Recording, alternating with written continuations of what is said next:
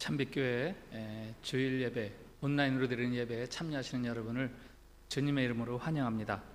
교회 소식 먼저 말씀드리면, 오늘까지 저희가 비대면 온라인 예배로 드리게 되고, 다음 주부터는 우리가 다시 모여서 특별한 사항이 없으면 다시 모여서 예배를 드릴 예정입니다. 오늘 비록 우리가 이렇게 온라인으로 예배를 드릴지라도 온라인 예배가 구경하는 거 아닌 거 아시죠? 예배를 구경하는 게 아니라 내가 예배자로 참여하시는 거니까 오늘 이 예배가 정말 하나님이 기뻐하시는 여러분들 모두의 예배가 될 수 있기를 진심으로 바랍니다. 그리고 오늘이죠. 오늘 오후 4시에 우리 빼뺀 느헤미야 목회훈련원 12기 졸업생들 6명이 목사 안수를 받습니다. 찌부부르에 있는 코린투스 교회에서 목사 안수를 받는데, 여러분들 많이 직접 참여는 못 하시겠지만 많이 기도로 그렇게 적극 후원해 주시기를 바랍니다. 그리고 기쁜 소식이 하나 있습니다. 다음 주, 이번 주 토요일이죠.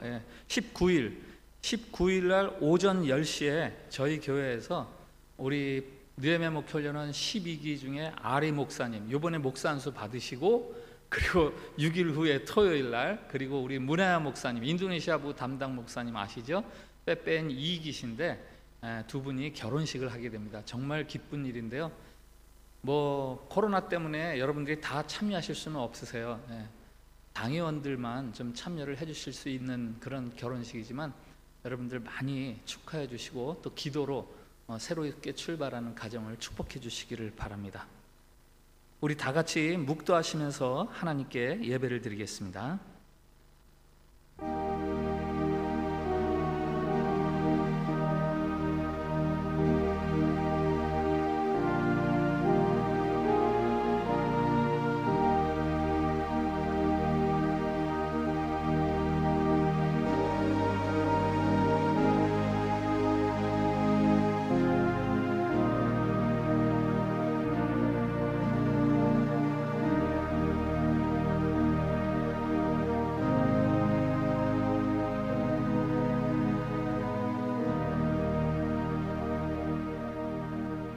보라, 하나님은 나의 구원이시라.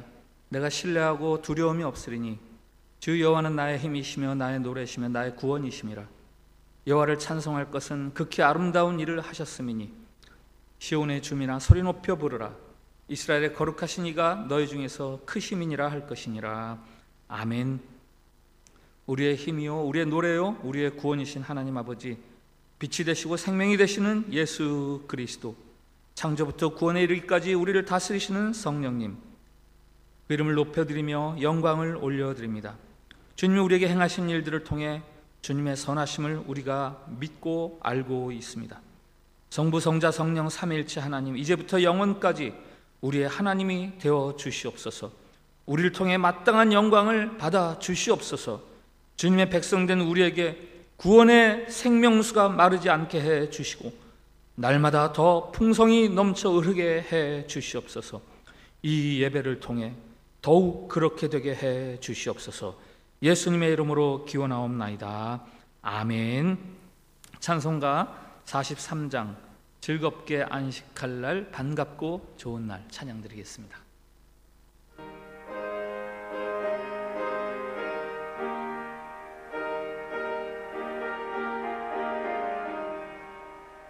즐겁게 안식할 날, 반갑고 좋은 날, 내 마음을 편케 하니 즐겁고 기쁜 날,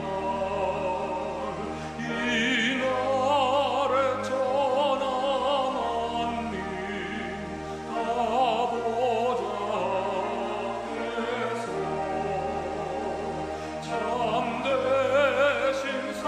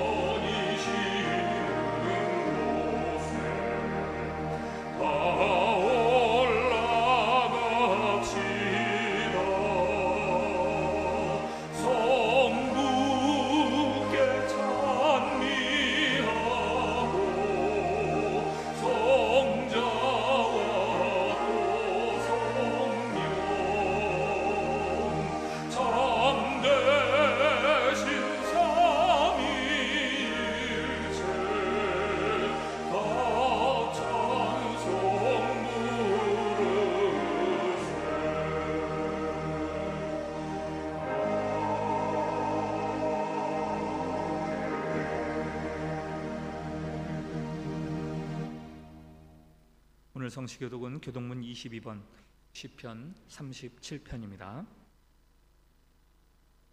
악을 행하는 자들 때문에 불평하지 말며 불의를 행하는 자들을 시기하지 말지어다.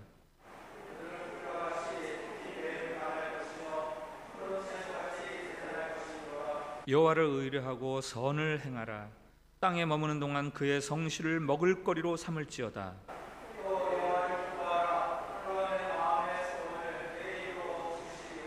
내 길을 여호와께 맡기라. 그를 의지하면 그가 이루시고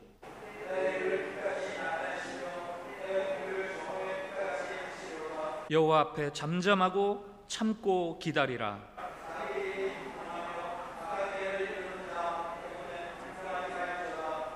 분을 그치고 노를 버리며 불평하지 말라. 오히려 악을 만들 뿐이라. 아멘.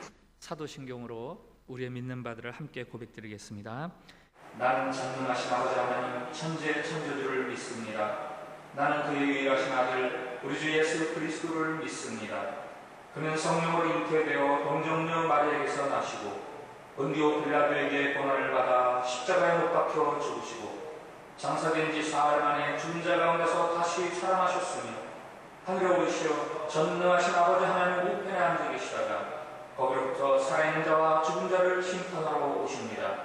나는 성령을 믿으며 거룩한 공교회와 성도의 교제와 죄를 용서받는 것과 몸의 부활과 영생을 믿습니다. 아멘. 찬송가 445장 태산을 넘어 험곡에 가도 찬양 드리겠습니다.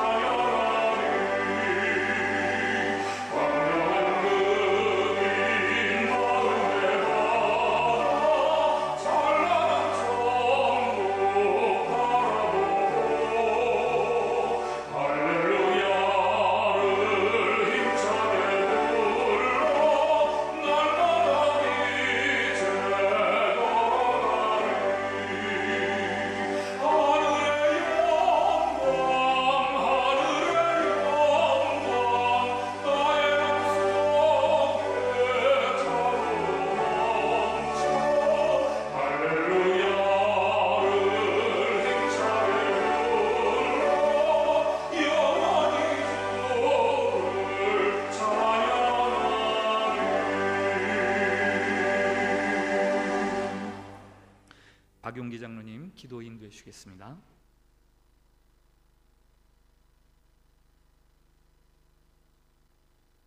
죽음을 이기시고 부활하시어 살아 역사하시는 اب 하나님의 아들이시며 우리의 구세주 되심을 확실히 알게 하신 예수님, 성령 충만을 부어주셔서 영과 진리로 예배드리게 하여 주시옵소서. 하나님의 놀라운 권능으로 우한 바이러스를 잠재워 주시옵소서. 불의를 보고도 침묵하며 하나님의 공의를 외치는 것을 주저하는 세상이 되었습니다. 마귀의 거짓된 유혹을 물리치셨던 예수님처럼 분별할 수 있는 지혜를 허락하여 주셔서 삶의 모든 부분에서 일어나고 있는 사악한 파괴적인 사건들을 솔직하게 하나님께 고하며 하나님을 전적으로 의지함으로 하나님께서 우리의 간구를 들으시고 우리 대한민국 교회와 나라를 회복시켜 주시는 하나님의 놀라운 역사를 하루속히 보게 하여 주시옵소서. 나라와 교회를 살리기 위해 앞장선 목회자들과 성도님들 그리고 애국 투사들 하나님의 큰 은혜로 축복해 주시고 대한민국을 공의와 정의로 재건할 수 있도록 은혜 베풀어 주시옵소서. 코로나로 또한 지병으로 고생하시는 성도님들 회복시켜 주시고 또한 경제적인 슬럼프에 빠진 성도님들 출구를 허락하여 주시옵소서. 허락하여 주신 자녀들 세상 풍조를 쫓지 않고 믿음에 바로 서서 하나님의 공의를 잘 알아가게 하시고 대통령이 존경하는 사상가 신영복이 아니라 대통령이 주장하는 국군의 뿌리 김은봉이 아니라 이 땅을 적화하기 위해 먼저 꿈꾸던 제주 4.3 폭동의 폭도들이 아니라 김일성에 기만당한 김구가 아니라 진실로 지금의 대한민국을 이루어내었던 대한민국 건국의 영웅들을 배우며 청년들의 목숨을 바쳐 대한민국을 지켜주었던 유엔군의 희생에 대한 감사함을 가슴에 품고 나라와 민족을 살릴 꿈을 꿈고 자라는 의인들로 자라게 하여 주시옵소서. 열악한 환경 속에 사역 중인 느헤미야 목회훈련원이 파송한 107명의 하나님의 종들 세상을 의지하지 않고 하나님을 온전히 의지함으로 하나님 주시는 비전으로 성도들을 인도할 때 하나님의 놀라운 은혜를 부어주시어 살아 역사하시는 하나님을 전가하는 선교의 현장이 되게 하여 주시옵소서. 내일 있을 빼뺀 12,6명의 목사 소식을 통해 생명을 살릴 하나님의 종들의 앞길을 축복하여 주시옵소서. 앞장 세우신 박윤길 목사님 큰 은혜 베푸시어서 하나님의 비전을 끊임없이 부어주시어서 참 목자 참 선지자의 사명을 잘 감당하게 하여 주시옵소서. 회개하라 천국에 가까웠느니라고 세상을 향해 외쳤던 우리 구주 예수 그리스도 이름으로 기도드립니다. 아멘.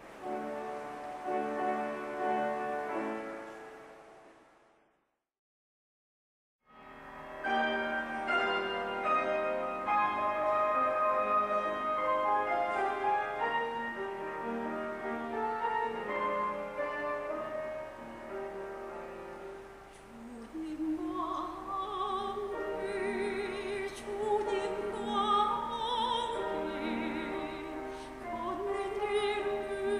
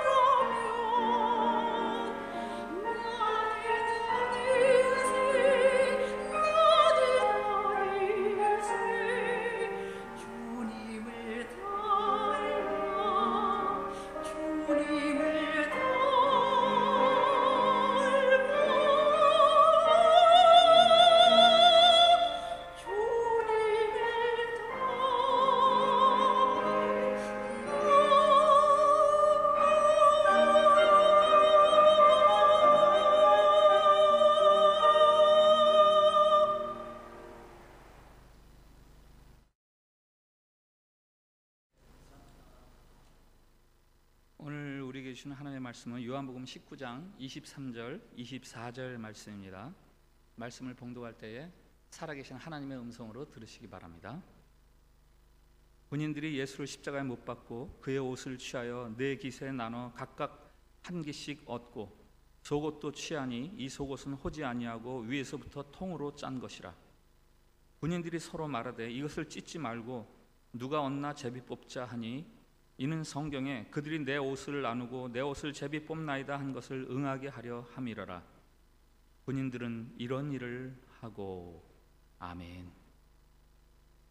브라질에 이런 일이 있었답니다. 마리아라는 엄마와 크리스티나라는 딸의 이야기인데요. 10대 후반의 딸 크리스티나가 나쁜 친구들을 사귀다가 급기야는 이제 가출을 하게 되었습니다.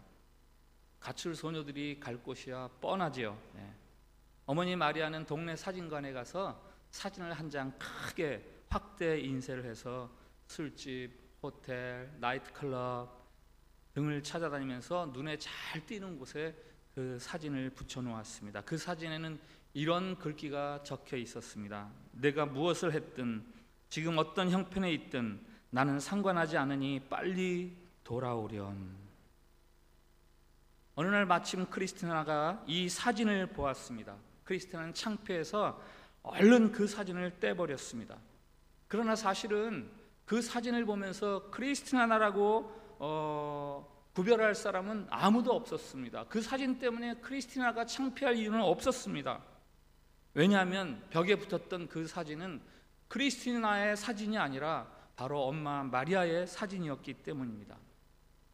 수치를 당할 딸을 생각해서 엄마가 딸 대신에 자신의 사진을 크게 확대해서 그렇게 붙여 놓았습니다. 우리가 당해야 할 수치를 대신 당한 분이 계십니다. 바로 예수님이시죠. 죄로 인해서 당할 수밖에 없었던 우리들의 수치, 그것을 예수님이 대신 당하셨습니다. 요한은 예수님의 마지막 죽음 장면을 묘사하면서 시편 22편을 인용합니다. 그들이 내 옷을 나누고 내 옷을 제비 뽑나이다. 옷에는 여러 가지 기능이 있습니다. 추위나 햇볕으로부터 우리를 보호해주고 또 몸을 가려주기도 하고 때로는 모습을 돋보이게 하는 역할도 합니다. 옷의 여러 기능 중에 하나가 옷이 그 사람의 신분이나 지위를 나타낸다는 거죠. 남자분들은 기억할 겁니다. 군대에 들어가서 제일 먼저 한 일 중에 하나가 사회에서 입던 옷을 다 벗어버리고 군복으로 싹 갈아입습니다. 군인은 군복을 입고 학생은 교복을 입고 또 회사원은 회사에 적절한 유니폼을 입습니다. 옷은 그 사람의 신분이나 지위를 상징합니다. 마크 트웨인의 왕자와 거지 이야기를 아시죠? 얼굴이 똑같이 생긴 거지와 왕자가 서로 옷을 바꿔 입으면서 그 역할 변화, 롤 체인지가 시작이 되는 거 아닙니까? 옷이 그 사람의 신분이나 지위를 나타내는 것은 우리 예수님에게도 마찬가지였습니다. 변화산 이야기를 아시지 않습니까? 예수님께서 베드로와 요한과 야고보를 데리고 산에 기도하러 올라가셨는데 예수님의 옷이 하얗게 빛이 나면서 눈이 부실 정도로 광채를 발하면서 하늘로부터 소리가 들리죠. 이는 내 사랑하는 아들이요 내 기뻐하는 자라. 예수님이 하나님의 아들이심을 제자들에게 확증시켜 주실 때에 예수님의 옷이 변화되었습니다. 그래서 변화산 아닙니까? 12해 동안의 혈루증을 앓던 여인이 예수님의 옷자락에만 손을 대도 날 것 같다라는 믿음이 있어서 예수님이 지나갈 때 예수님의 옷자락을 붙들었습니다. 그때 그 옷을 통해서 예수님으로부터 능력이 나가서 그 여인이 치료받았습니다. 예수님의 옷을 통해서 그가 하나님의 아들이라는 것을 드러낸 사건 중에 하나죠. 그런데 변화산에서 광채를 바라며 예수님의 신성을 보여주었던 그 옷이 믿음을 가지고 다가오는 한 여인의 그 오랜 고통을 해결해 주었던 예수님의 그 옷이 오늘 십자가 앞에서 사람들에 의해 벗겨지고 빼앗겼습니다. 요한복음에는 예수님의 옷이 벗겨지는 장면이 세 군데가 있습니다. 먼저는 요한복음 13장, 예수님께서 제자들의 발을 씻어 주실 때 예수님께서 겉옷을 벗으셨습니다. 그리고 두 번째는 빌라도가 예수님을 신문할 때에 예수님을 조롱하기 위해서 예수님의 옷을 벗기고 왕을 상징하는 자색 옷을 입혔습니다. 그리고 마지막으로 오늘 본문 요한복음 19장 23절 24절, 십자가에 달리실 때 병저들이 예수님의 겉옷과 속옷을 벗기고 옷을 나누어 갖고 제비를 뽑습니다. 오늘 이 세 예수님의 옷이 벗겨지는 세 장면 중에 첫 번째 장면, 요한복음 13장 4절과 5절 말씀, 우리 한번 같이 읽어보겠습니다. 시작. 저녁 잡수시던 자리에서 일어나 겉옷을 벗고 수건을 가져다가 허리에 두르시고 이에 대야에 물을 떠서 제자들의 발을 씻으시고 그 두르신 수건으로 닦기를 시작하여.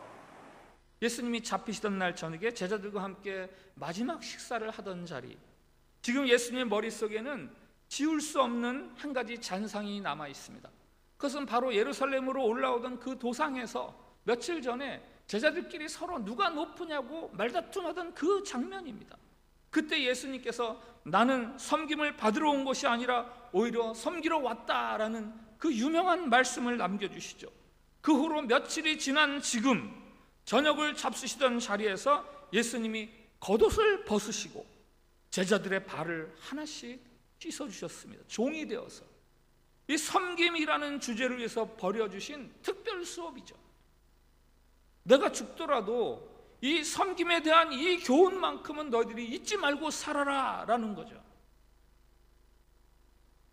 늘 튀던 행동을 하던 베드로는 눈을 부릅뜨고 절대로 내 발은 씻을 수 없습니다 라는 표정으로 그 대열을 벗어나려고 했고, 뭐 다른 제자들도 이야기는 안 나오지만 뻔한 거 아닙니까? 쭈뼛쭈뼛거리면서 야 네가 먼저 해, 야 네가 먼저 씻어 이러면서 뒤로 물러서고, 뭐 예수님께서 발을 씻어주시는 동안에 고개를 푹 숙이고 눈을 밑으로 내리깔고, 뻔한 것 아니겠습니까? 예수님의 표정은 어땠을까요? 제발 너희들 높아지려고만 하지 말고 서로 섬기면 좋겠다. 참으로 진지하고 안타까운 표정입니다. 그 예수님의 마음이 요한복음 13장 12절부터 아주 잘 나와 있습니다. 그들의 발을 씻으신 후에 옷을 입으시고 다시 앉아 그들에게 이르시되 내가 너에게 행한 것을 너희가 아느냐? 내가 주와 또는 선생이 되어 너희 발을 씻었으니 너희도 서로 발을 씻어주는 것이 옳으니라. 내가 너에게 행한 것 같이 너희도 행하게 하려 하여 본을 보였노라. 다른 사람 앞에서 자기가 높다고 우쭐대던 제자들, 그들이 예수님의 옷을 벗게 했죠. 선생인 내가 제자인 너희들을 섬겼으니 너희도 다른 사람들을 겸손히 섬기고 존중해라. 너희가 섬겨야 하는 이유는 내가 너희를 섬겨주었기 때문이다. 이 말씀을 위해서 예수님은 첫 번째 옷을 벗으셨습니다. 예수님께서 옷을 벗으신 두 번째 장면이 있습니다. 그것은 예수님이 빌라도에게 신문받던 자리였습니다. 빌라도가 예수님을 채찍질을 하게 했습니다. 군병들이 예수님의 옷을 강제로 벗기고 자색 옷을 대신 입혔습니다. 자색 옷은 왕의 옷을 흉내내는 거예요. 진짜 왕의 옷이 아니라, 이 사람이 자기가 왕이라고 했다, 그러니 이제 왕의 옷을 입어야지 하면서 그냥 붉은 옷을 입혀주는 거예요. 비꼬는 거죠. 그리고 왕이라며 하면서 황금 면류관이 아니라 가시 면류관을 씌우고 손바닥으로 때립니다. 요한복음 19장 1절부터 3절 말씀인데요, 우리 한번 같이 읽어보겠습니다. 이에 빌라도가 예수를 데려다가 채찍질하더라. 군인들이 가시나무로 관을 엮고 그의 머리에 씌우고 자색 옷을 입히고 앞에 가서 이르되 유대인의 왕이여 평안할지어다 하며 손으로 때리더라. 아멘. 병행 구절인 마가복음에는요 이렇게 되어 있습니다. 군인들이 예수에게 자색 옷을 입히고 가시관을 엮어 씌우고 경례하여 이르되 유대인의 왕이여 평안할지어다 하고 갈대로 그의 머리를 치며 침을 뱉으며 꿇어 절하더라. 희롱을 다한 후 자색 옷을 벗기고 도로 그의 옷을 입히고 십자가에 못 박으려고 끌고 나가니라. 예수님께서 옷을 벗으셨던 첫 번째 장면과 이 두 번째 장면의 차이가 있지요. 우선 예수님의 주변 인물들이 다릅니다. 첫 번째 장면에서는 제자들이었는데 오늘 두 번째는 로마의 군인들입니다. 또 처음에는 예수님이 자진해서 겉옷을 벗으셨는데 오늘 두 번째에는 병정들이 강제로 예수님의 옷을 벗겼습니다. 처음에는 예수님이 옷 대신에 수건을 두르셨는데 오늘 두 번째에는 예수님의 옷 대신에 자색 옷을 걸치셨고, 첫 번째에서는 제자들의 교만이나 섬기지 못함이 예수님의 옷을 벗겼다면 오늘 두 번째 장면에서는 예수님을 향한 병정들의 희롱과 조롱과 비웃음, 그것이 바로 예수님의 옷을 벗긴 거죠. 이 첫 번째 그림에서는 예수님이 너희가 서로 섬기지 못하는구나 하고 말씀하신다면 두 번째 그림에서는 예수님이 뭐라고 그러시겠습니까? 너희들이 지금 나를 희롱하고 있구나. 너희의 비웃음이 내 옷을 강제로 벗게 했구나 라고 말씀하시는 것 아닙니까? 누군가가 우리에게 네가 주님을 희롱하잖아 이렇게 말하면 우리는 쉽게 동의할 수 없죠. 신자인 우리가 예수님을 희롱하다니요. 혹 우리가 부족해서 때로 교만하거나 섬기지 못하는 면들은 있을지 모르지만 어찌 로마 군인들처럼 예수님을 우리가 희롱하겠습니까? 라고 말할지 모르겠어요.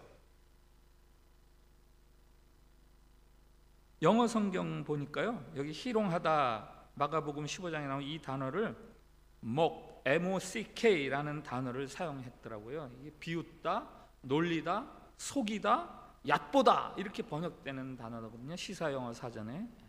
이 먹이라는 단어를 사용하는 구약 성경을 두 군데 소개를 드리겠습니다. 먼저 창세기 19장의 소돔성 이야기입니다. 19장 14절에 보면 롯이 나가서 그 딸들과 결혼할 사위들에게 말하여 이르기를 여호와께서 이 성을 멸하실 터이니 너희는 일어나 이곳에서 떠나라 하되 그의 사위들은 농담으로 여겼더라. 소돔성이 멸망할 것이라는 천사의 말을 들은 롯의 사위들이 빨리 이 성에서 도망하자고 말했을 때 그 말을 농담으로 여겼다. 이게 같은 단어입니다. 한 군데 더 소개를 드리면 민수기 22장에 발람 선지자 이야기입니다. 발람이 나귀에게 말하되 내가 나를 거역하기 때문이니 내 손에 칼이 있었다면 곧 너를 죽였으리라. 이야기 아십니까? 주인을 태운 나귀가 땅에 엎드려서 앞으로 나가려고 할 생각을 안 합니다. 빨리 가라고 채찍질을 해도 나귀가 꼼짝을 하지 않습니다. 그때 주인이 나귀에게 하는 말이에요. 왜 내 말을 거역하느냐? 왜 내 말을 거역하느냐? 이때 바로 쓴 단어가 먹이라는 단어예요. 어떤 사람의 말을 거역하거나 진지하게 받아들이지 않을 때 성경은 희롱하다 이 단어를 사용합니다. 희롱이란 군사들처럼 우리가 예수님을 직접 때리면서 모욕하는 것뿐만 아니라 예수님의 말씀이나 가르침을 거역하고 가볍게 여기고 무시하는 것, 그것도 역시 예수님을 희롱하는 겁니다. 우리가 하나님의 말씀을 거역하고 내 뜻을 고집할 때 우리가 예수님의 옷을 강제로 벗기는 거예요. 피조물이 창조주의 뜻을, 자녀가 부모의 말을, 혹은 여종이 그 여주인의 뜻을 피식거리면서 무시해버리는 비웃음, 그 가볍게 여김 때문에, 우리의 그 가볍게 여김 때문에 예수님은 그의 거룩한 옷을 강제로 벗김 당하시는 거죠. 소개해드린 세 번째 장면은 오늘 본문입니다. 요한복음 19장 23절 24절 한번 같이 읽어보겠습니다. 시작. 군인들이 예수를 십자가에 못 박고 그의 옷을 취하여 네 깃에 나눠 각각 한 깃씩 벗고 속옷도 취하니 이 속옷은 호지 아니하고 위에서부터 통으로 짠 것이라.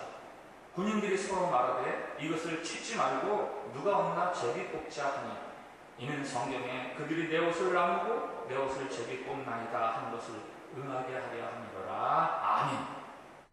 군병들이 십자가에 달리실 예수님의 겉옷과 속옷을 벗겨서 자기들이 나누어 갔습니다. 이 세 번째 장면이죠. 이 세 번째 장면은 앞에 두 경우보다 훨씬 더 심합니다. 어떻게 심합니까? 앞에 두 번은 겉옷만 벗으셨어요. 그런데 이번에는 겉옷과 속옷이 함께 벗김당했습니다. 앞에 두 번은 옷 대신에 수건이나 자색 옷이 대신 주어졌습니다. 그러나 이 세 번째는 벗겨진 그대로였습니다. 앞에 두 경우에는 벗겨졌던 옷을 다시 예수님이 되찾아 입으셨어요. 그러나 오늘 이 세 번째 마지막에는 다시 되찾지를 못하십니다. 군인들이 그 옷을 다 나눠 가졌기 때문이에요. 제 서재에 르네상스 화가 11명이 그린 화집이 있어요. 작품 수로 치면 100여 장이 이렇게 넘는 작품들인데 뭐 거의가 종교적인 주제를 소재로 한 그림들이죠. 그런데 십자가에 예수님을 그린 그림들이 있는데 하나같이 예수님의 가시 면류관이나 혹은 손과 발의 못자국 혹은 옆구리의 창자국 뭐 이런 것들을 강조해서 그리고 있습니다. 예수님의 발가 벗겨진 몸을 그린 화가는 단 한 명도 없었어요. 이것은 화가들이 성경을 몰라서 그렇게 그린 게 아니죠. 차마 그 모습을 그림으로라도 표현할 수가 없는 겁니다. 그런 죄스러움이 화가들에게 있었던 거예요. 어떻게 예수님의 벗겨진 몸을 우리가 그리느냐.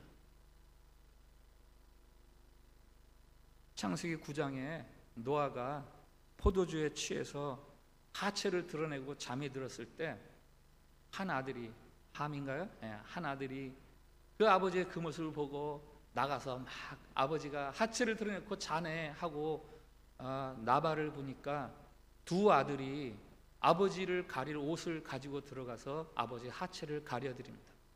그때 성경이 그 장면을 그들이 뒷걸음질 쳐서 들어갔다 이렇게 기록을 하고 있습니다.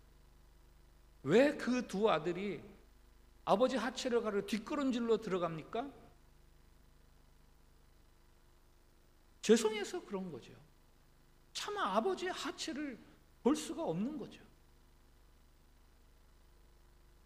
이 세상에서 아무리 가난해도 뭐 노숙자건 아무리 가난한 성냥갑 같은 곳에서 살아가는 사람이라도 그들이 가지고 있는 마지막까지 지키고 싶은, 지켜야 하는 권리가 있어요. 그것은 옷을 은밀하게 벗는 권리입니다. 죽은 사람의 시신을 마지막으로 씻어주는 것을 염한다고 하는데 그 시신을 염하는 사람들도 가신 분들의 그 존엄성, 그분들의 존엄성을 위해서 그분들의 수치가 드러나지 않도록 최대한 예의를 가지고 그 죽은 시신을 염을 합니다. 그러나 오늘 우리 예수님은 겉옷과 속옷을 함께 빼앗기심으로 그 신성한 마지막 권리마저 빼앗기고 계십니다. 우리는 자주 예수님께서 우리를 위해서 십자가에 돌아가셨습니다 라고 고백합니다. 물과 피를 다 쏟으셨습니다 라고 고백합니다. 머리에 가시가 면류관을 쓰시고 손과 발에 못이 박히시고 옆구리에 창자국이 났다고 고백을 합니다. 이런 고백들은 다 예수님의 그 육신적인 고통에 대한 고백들이죠. 그러나 그것만으로는 부족하죠. 거기에 덧붙여서 예수님이 당하신 수치와 모욕이 있었습니다. 사람이라면 가질 수 있는 그 마지막 자존심, 그것마저도 다 빼앗긴 채 예수님은 십자가 위에 올라가셨습니다. 창조주가 하나님이 피조물들 앞에서 적나라하게 부끄러움을 감추지 못하신 채 공중에 매달리셨습니다. 시편 22편에서는 그때 예수님의 이 마음을 이렇게 표현하고 있습니다. 나는 벌레요 사람이 아니라 사람의 비방거리요 백성의 조롱거리니이다.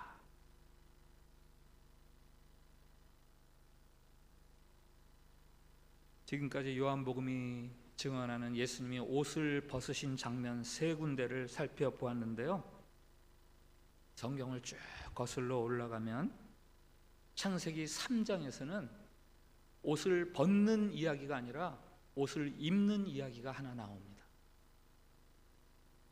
하나님의 명령을 어기고 죄를 지은 아담과 하와가 자신들의 벗은 몸이 부끄러워서 나뭇잎으로, 무화과 나뭇잎으로 옷을 만들어 있지만 그게 햇빛에 금방 시들어 말라버리니까 옷구실을 제대로 못하는 거죠. 그때 하나님께서 그들에게 주신 것이 있습니다. 가죽옷이죠. 벗은 몸의 아담과 하와에게 하나님이 가죽옷을 입히셨습니다. 그 가죽옷을 위해서 하나님께서는 한 짐승을 죽이셨습니다. 창세기에서는 가죽옷을 입히신 하나님께서 신약에서는 예수님의 옷을 벗기셨습니다. 창세기에서 한 짐승의 가죽을 벗겨내시듯 예수님의 옷을 벗기시고, 그리고 아담과 하와에게 옷을 입혀주시듯 바로 저와 여러분에게 그 옷을 입혀주셨습니다. 성경 마지막 책 요한계시록, 거기에도 우리에게 입혀주시는 옷 이야기가 나옵니다. 요한계시록 19장 어린 양의 혼인잔치 이야기, 거기 잔치에 초대된 사람들, 그들이 입고 있는 옷이 있었습니다. 희고 깨끗한 세마포, 바로 구원의 옷이죠. 우리의 구원의 옷은 우리의 수치를 대신하기 위해서 예수님이 그 옷을 빼앗기셨기 때문에 우리가 입게 된 옷입니다. 앞서 소개해드린 세 장면, 그리고 이어지는 4번째 장면, 그 그림이 있다면 옷을 입고 있는 우리들이죠. 옷을 입고 있는 우리들, 다 시들어버린 나뭇잎 대신에 구원의 가죽옷, 희고 깨끗한 세마포를 입고 있는 우리들.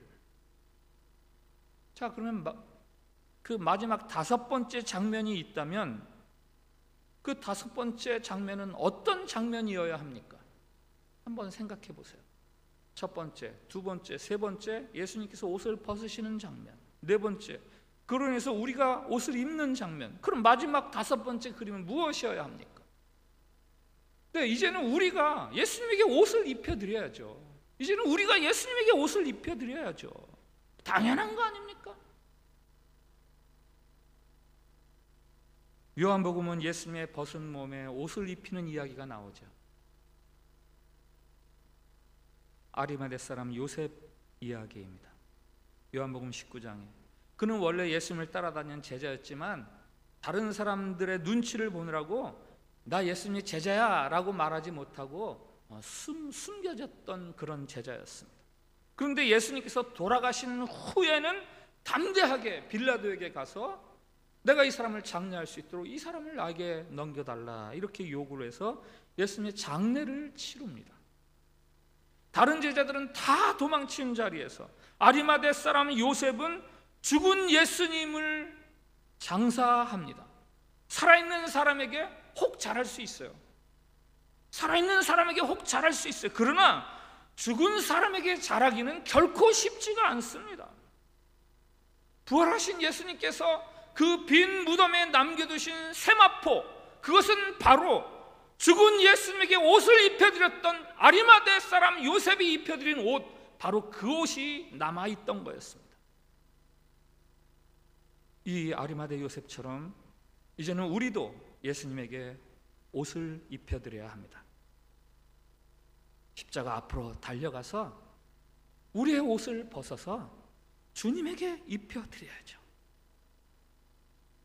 여러분이 혹 주님께 드리는 수고와 헌신이 있다면 그거 값진 거라고, 귀한 거라고 아까워하지 마십시오. 이건 내게는 참 소중한 건데 드립니다, 이렇게 말하지 마십시오. 그분은 하나님의 아들이셨어요. 그분은 바로 창조주 하나님이었습니다. 이 세상의 모든 것이 다 그로부터 시작이 되었습니다. 그런 그분이 우리를 위해서 다 내려놓으셨으니 이제는 우리의 생명이 다하는 그날까지 우리가 가진 모든 것을 그분에게 덧입혀드려도, 옷 입혀드려도 전혀 아깝다 할 수 없는 거죠. 주님, 저의 옷을 받으시옵소서.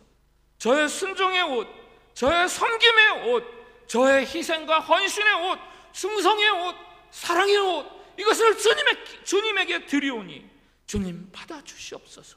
바로 이것이 지금부터 저와 여러분이 남은 삶을 통해 해야 할 일입니다. 그저 머릿속에 상상으로 그리는 옷을 입혀드리는 장면이 아니라 이제 이 마지막 그림은 우리의 삶으로 그리는 그림이에요. 우리의 삶으로 그려가는 그림. 주님이 여러분에게 무엇을 더 해주셔야 되겠습니까? 우리가 주님께 무엇을 더 요구할 수 있습니까? 주님이 그 부끄러움을 우리를 위해서 내어주셨는데 우리가 무엇이 더 필요하다고 하겠습니까? 더 이상의 생활의 안정이나 마음의 평안을 기다리지 마십시오. 건강이나 재물, 성공, 안전이 필요하다고 말하지 마십시오. 지금 있는 그 자리에서 주님을 위해서 옷을 지어드리십시오. 주님은 여러분을 위해서 이미 모든 것을 다 주셨습니다. 주님을 위해서 옷을 입혀드리기를 원하는 한 사람의 노래를 소개해드립니다.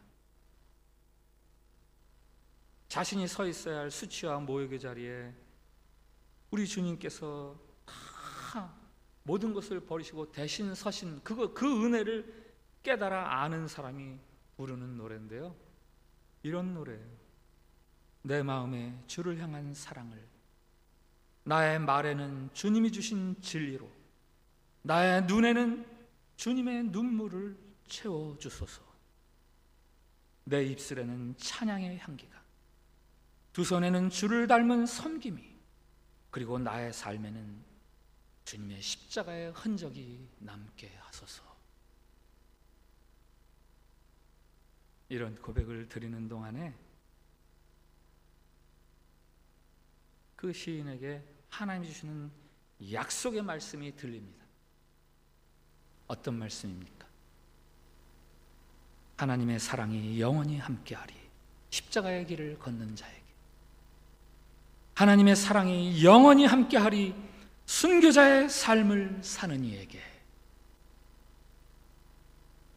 이 약속을 붙들고 시인이 계속해서 더 큰 소리로, 더 길게 이렇게 노래합니다. 주님, 이제는 어떤 조롱하는 소리가 들려도, 어떤 세상의 달콤한 유혹이 밀려와도 이후로는 주님의 순결한 신부가 되겠습니다. 내 생명을 주님께 드리겠습니다.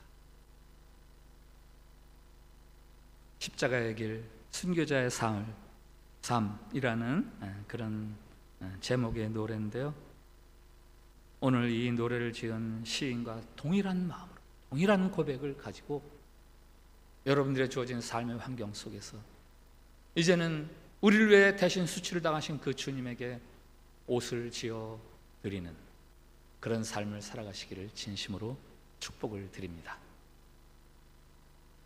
오늘 우리 같이 드리는 공동 기도문이 있습니다. 주님, 우리의 죄악이 주님의 옷을 빼앗고 주님을 벌거벗기며 그 옷이 나뉘게 했습니다. 주님, 주님의 벗겨진 그 옷으로 우리가 구원의 새 옷을 입게 해주시니 감사합니다. 주님, 우리도 주님께 옷을 드리기 원합니다. 우리의 삶을, 헌신을 받아주시옵소서. 우리 이 기도를 같이 드리겠습니다. 시작. 주님, 우리의 죄악이 주님의 옷을 빼앗고 주님을 벌거벗기며 그 옷이 나뉘게 했습니다. 주님, 주님의 벗겨진 그 옷으로 우리가 구원의 새 옷을 입게 하시니 감사합니다. 주님, 우리도 주님께 옷을 돌려드리기 원합니다. 우리의 삶을, 헌신을 받아 주시옵소서. 아멘. 제가 기도하겠습니다. 하나님 아버지, 우리가 겸손하지 못하고 높은 자리에 서기를 좋아했습니다. 목이 뻣뻣하고 고집스러워서 하나님을 거역했습니다. 영원한 수치를 당하기에 마땅한 우리를 주님의 십자가에서의 능욕과 조롱으로 대신해 주시니 무한 감사드립니다. 주님이 십자가에 달리심으로 우리가 지금은 구원의 새 옷을 입고 있나이다. 수치와 모욕을 당해야 할 부끄러운 자들이 혼인잔치의 신부가 되어 잔치 한가운데 자리에 앉아 있습니다. 감사합니다, 주님. 이 모든 것이 다 주님의 은혜이고 사랑 때문입니다. 이제 다시 우리가 주님께 옷을 입혀드리겠습니다. 주님의 몸된 교회와 하나님 나라가 될 이 땅을 위해 우리의 삶을 내어드리겠습니다. 온 세상 다 드려도 그 은혜 못 갚을 줄 알지만 작은 삶이나마 주님을 위해 헌신하겠사오니 주님, 우리의 삶을 받아 주시옵소서. 예수님의 이름으로 기도합니다. 아멘. 우리 찬송가 321장 날 대속하신 예수께 내 생명 모두 드리니 1절과 3절만 찬양 드리겠습니다.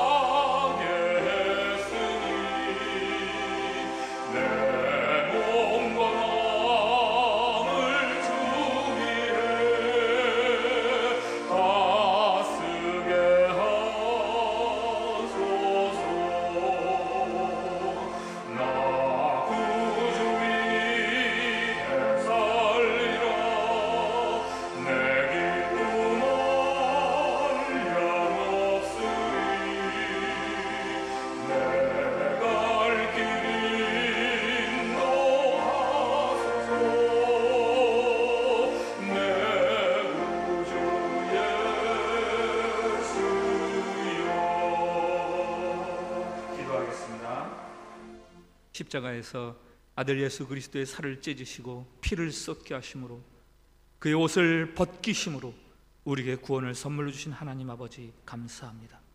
지금도 우리를 회복시키시며 안전케 하시고 더 풍성케 하시기 위해 졸지도 않으시고 주무시지도 않으시는 하나님 아버지 감사합니다.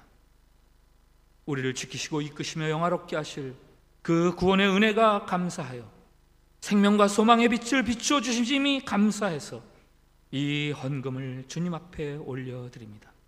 우리의 삶 전체가 온전히 주님의 것이 되기를 바라는 소원과 결단 함께 이 헌금과 함께 올려드리오니 하나님의 기쁨이 되게 해주시고 이 헌금이 쓰이는 곳에서 하나님 나라가 구원과 생명의 세계가 더욱더 확장되게 해 주시옵소서.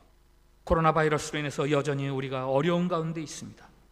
주님, 우리를 긍휼히 여겨주시고 우리의 건강과 믿음을 잘 보존할 수 있도록 도와주시고 이 어려운 때가 속히 지나가도록 긍휼을 베풀어 주시옵소서.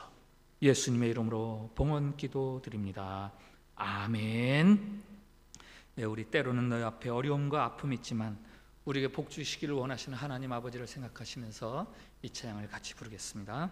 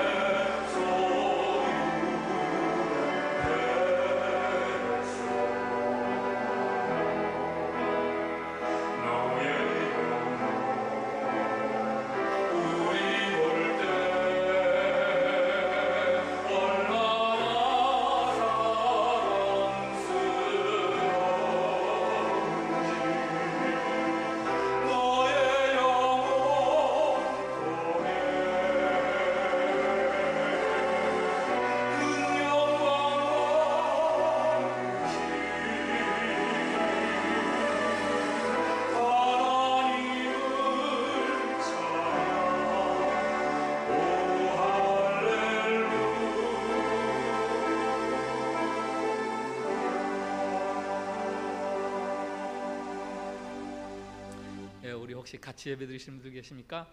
옆에 분들에게 아니면 혼자 예배 드리시는 분은 자기 자신에게 우리 이렇게 축복합시다. 충성과 헌신으로 주님께 옷을 입혀드립시다. 우리 대신 부끄러움을 당하셨던 우리 주님, 우리를 인해서 큰 기쁨을 누릴 수 있도록 그렇게 주님을 위해서 희생하고 헌신하는 일에 아낌없이 살아갈 수 있기를 진심으로 축복을 드립니다. 우리 이 시간 합심해서 기도하는 시간인데요, 코로나 바이러스가 속히 진정될 수 있도록 위해서 기도합시다. 그리고 우리 참빛교회 성도들의 건강과 믿음과 또 특별히 경제적으로 어려움 당하는 성도들이 많은데 그분들을 위해서 기도해 주시고, 우리 동포사회 복음화 인도네시아 선교의 사명을 위해서 우리 한 1, 2분 정도 짧지만 굵게 주님 앞에 진심을 담아서 우리 같이 기도하겠습니다.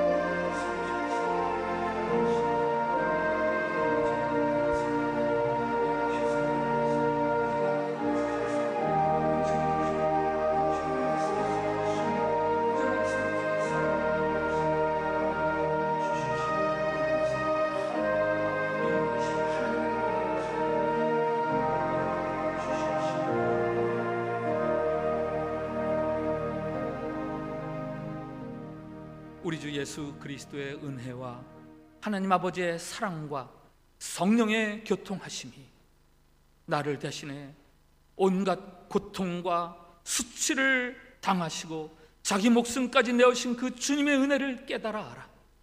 이제는 우리가 주님을 위해 헌신하는 삶을 살기를 다짐하고 소원하는 우리 모든 성도들 위해, 그리고 우리 조국 대한민국과 이 땅의 한인 동포사회 위에, 한인 교회들과 한인 교회 목사님들 위에, 한인 선교사님들 위에, 그리고 인도네시아와 온 세계 위에 이제부터 영원까지 함께하여 주시기를 간절히 축원하옵나이다.